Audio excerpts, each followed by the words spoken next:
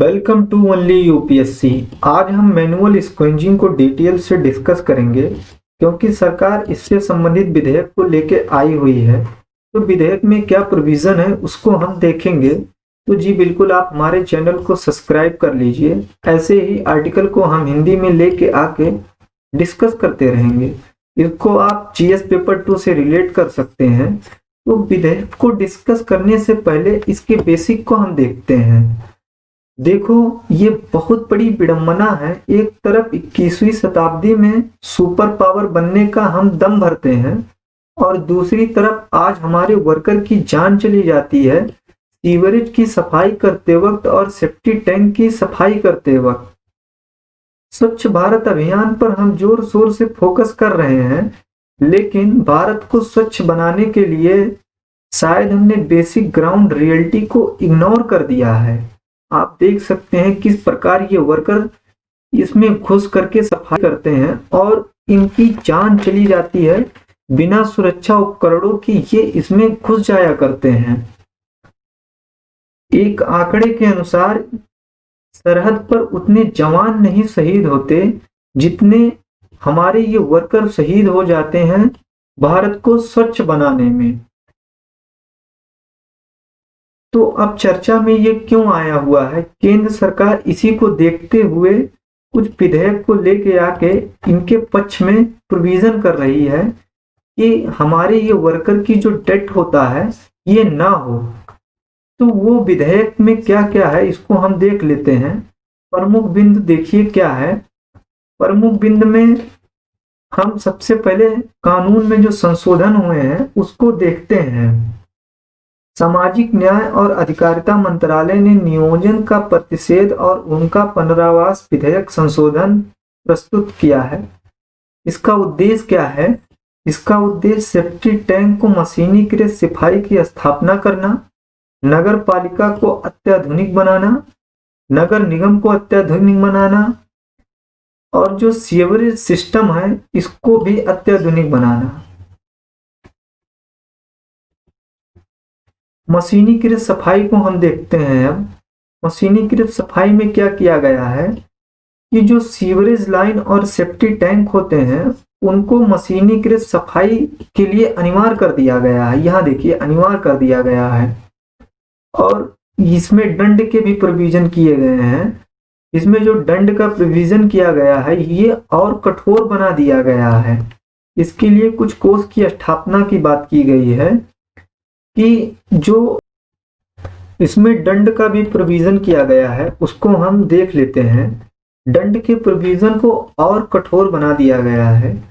दंड के प्रोविजन में अभी तक 5 वर्ष का कारावास या 5 लाख का जुर्माना या दोनों हो सकता है। इसके लिए एक कोष का गठन किया गया है कि जो सीवरेज लाइन या सेप्टी टैंक की मशीनीकृत सफाई के लिए जो उपकरण लगेंगे उसके उपकरण की जो खरीद होगी वो नगर पालिका या ठेकेदार को पैसा देने के बजाय जो हमारे श्रमिक हैं उनको ये पैसा दिया जाएगा। मैनुअल स्क्वेंजिंग की परिभाषा यहाँ पे लिखी हुई है, इसको आप लिख सकते हैं। अच्छा परिभाषा लिखा हुआ है कि किसी व्यक्ति के द्वारा बिना सुरक्षा उपकरणों के मानवीय अपशिष्ट को सर पे उठाना या उसकी सफाई करना मैनुअल स्क्वेंजिंग होती है।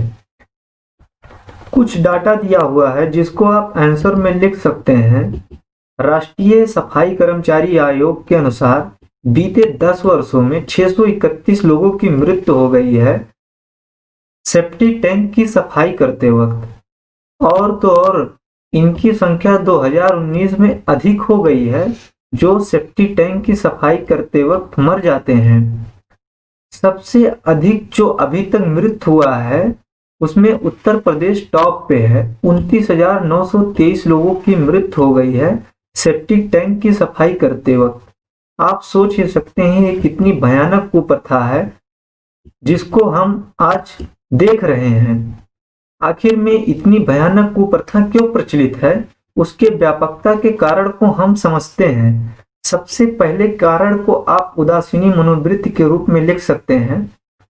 देखो, कई सर्वे में पाया जाता है कि जो राज्य सरकारें होती हैं वो इस कुप्रथा को अपनी असफलता स्वीकार नहीं करते हैं और इसमें सुधार की बहुत बड़ी समस्या बताते हैं। अरे भैया, आप उसकी ग्राउंड की रियलिटी को तो समझो कि आखिर में इतनी भयानक कुप्रथा आज क्यों प्रचलित है। आप तो गाइडलाइन ही देते चले जा रहे हैं। दूसरा, आप आउटसोर्सिंग लिख सकते हैं।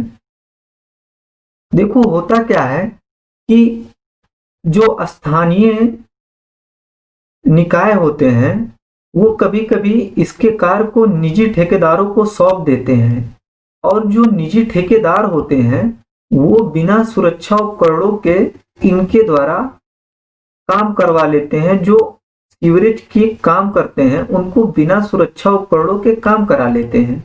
उस दौरान अगर कोई वर्कर मर गया तो ये तो मना कर देते हैं कि भैया मेरा इससे कोई संबंध नहीं है, मैं नहीं जानता हूं।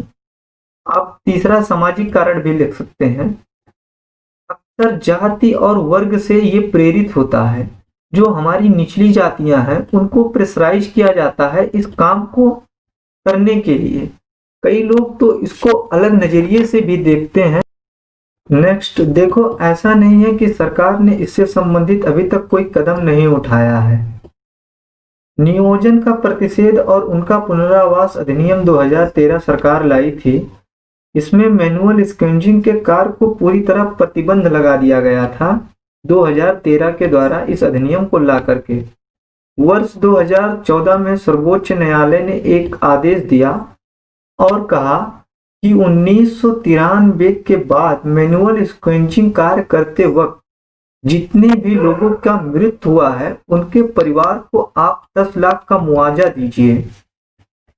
ये सुप्रीम कोर्ट के द्वारा कहा गया था। आप वे ऑफ फॉरवर्ड में लिख सकते हैं आगे की राह में पहचान और प्रत्यक्ष हस्तक्षेप।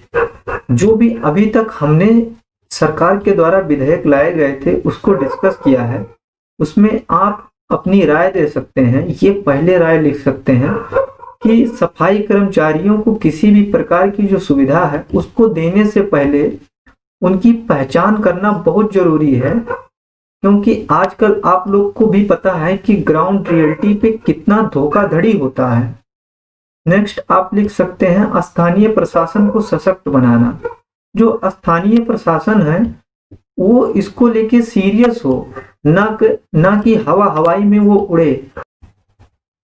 नेक्स्ट सामाजिक जागरूकता। आप लोग को भी पता है कि जब तक समाज इसमें जागरूक नहीं होगा तब तक ज्यादातर इसका सुधार नहीं हो सकता। सख्त कानून की आवश्यकता है और इस प्रकार हम सरकार के द्वारा जो विधेयक लाया गया है उसको डिटेल से डिस्कस कर लिए हैं। तो थैंक यू वेरी मच।